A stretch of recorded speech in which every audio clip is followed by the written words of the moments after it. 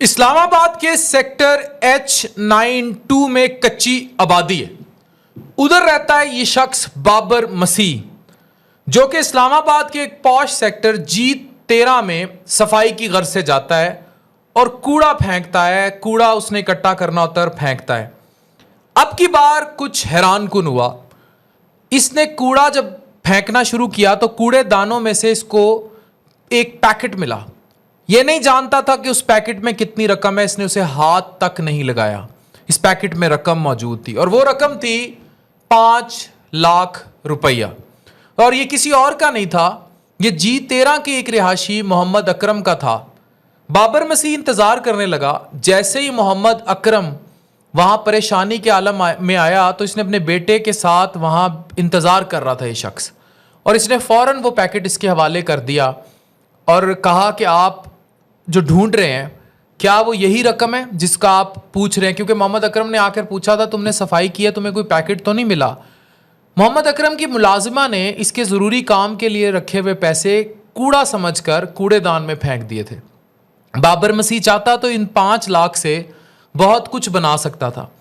Urdu news کو interview دیتے ہوئے ان لوگوں نے یہ بتایا کہ میں جب صبح گھر سے نکلتا ہوں تو میں نے تہیہ کیا ہوتا ہے کہ بچوں کو حلال کھلاؤں گا، کسی کا برا نہیں کروں گا اور کبھی حرام نہیں کھلاؤں گا.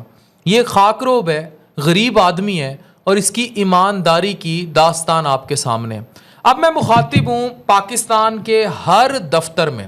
پہلے میں ایک ٹرم یوز کرتا تھا ہر دوسرے یا تیسرے دفتر میں، لیکن جب مجھے دفاتر سے کام پڑھنے شروع ہوئے مجھے ذاتی طور پر، تو مجھے اندازہ ہوا نہیں، ہر دوسرے یا تیسرے دفتر میں نہیں، پاکستان کے ہر دفتر میں ہر تیسری چوتھی کرسی کے اوپر کوئی نہ کوئی ناخن لیے گدھ بیٹھا ہے جو نوچ رہا ہے.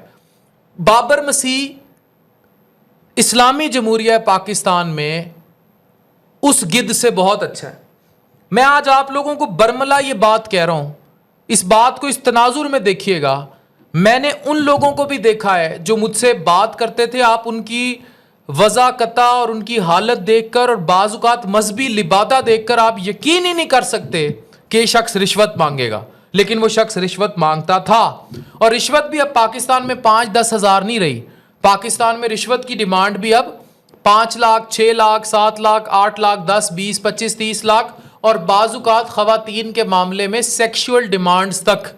یہ سب ہے. ان سب پہ بابر مسیح بھاری، ان سب پہ بابر مسیح کی کچی آبادی بھاری.